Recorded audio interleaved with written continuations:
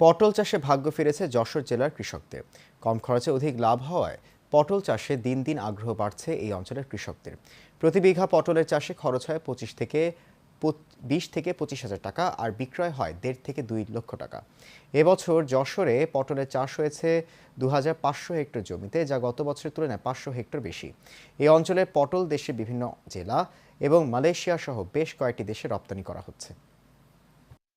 লাভে ছিল, কিন্তু বর্তমান যে সময় যাচ্ছে তাতে লসেতে। খরচের দাম তো বেশি, খরচের জন্য লাভ একটু কম হয়। তাহলে আমাদের তো লসই হবে, আমরা তো বাঁচতে পারবো না, কিন্তু আমাদের পেশা দিয়ে আমাদের করে খাতেই হবে। সরকার তো চাষির মুখে তাকাই না, মানে চাষি বলে যে একটা আছে জিনিস।